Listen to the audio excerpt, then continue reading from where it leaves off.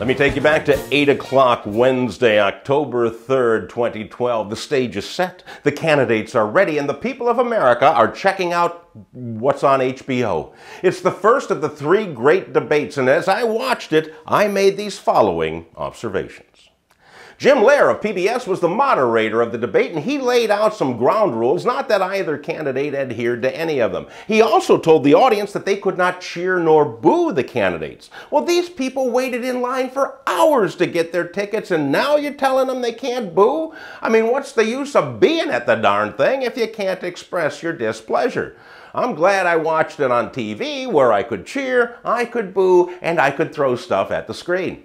Then Lehrer posed the very first question to the candidates. It was on the economy, and he asked, what are the major differences in how you would create new jobs? President Obama started by wishing his wife a happy anniversary, and from there he thanked a lot of people and basically didn't answer the question. Mitt Romney started with a one-liner about the president having to spend his anniversary with him, and that got some laughs, which were neither cheers nor boos, and then Mitt proceeded to answer the question, point one, to Mitt Romney. President Obama then tried a joke at the expense of Donald Trump, which went absolutely nowhere, and at this point he's tugging on his collar going, oh geez, this is a tough room. Then Romney came back with a nice rebuttal on lower tax rates, and then the debate just kind of broke out into a slap fight, you know. Jim Lehrer tried to rein in the candidates at this point, but I gotta tell you, he was more like a ringmaster at a riot. You know, he needed a buzzer or a cattle prod to keep these guys in line. When he finally got the candidates to shut up for about 20 seconds, he asked the second question. He said, what are the differences about how you would tackle the deficit problem? Well, Romney said that the deficit is a moral issue, so he's going to impose an excise tax on strip clubs and hookers. He also said that he would stop the funding of PBS even though he likes Big Bird. Obama countered by blaming everything on George Bush. He also blamed a little bit on Big Bird. Then he started to stammer and he coined a new phrase called economic patriotism. Economic patriotism, which means if you don't want higher taxes, you, my friend, are not a patriot. My biggest concern at this point is that neither candidate can see the big giant red light in front of them telling them that they're out of time.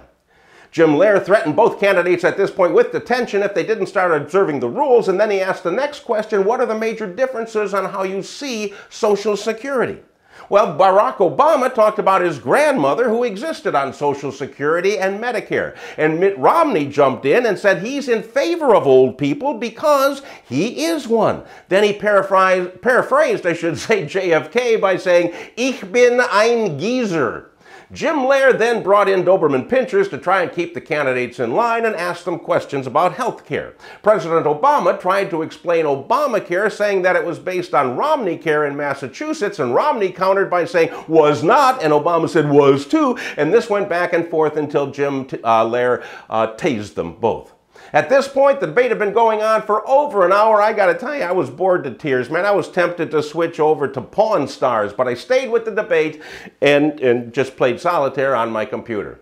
We also, before the debate, we heard through the grapevine that Mitt Romney was going to practice some zingers to use on the president. I didn't hear many, but I did like one when he said that as president, Obama is entitled to his own plane and his own house, but he can't make up his own facts. And at this point, the president stuck out his tongue at Romney, and Romney then said, neener, neener, neener. And of course, everything went into overtime, leaving the candidates with only seconds for their closing statements. Unfortunately, I was in the bathroom at the time and I missed it. Well, that's it for the Great Debates Part 1. Please pass these along to your friends, and to receive a free copy of the Friday Funnies, visit daleurban.com. See you for the next debate.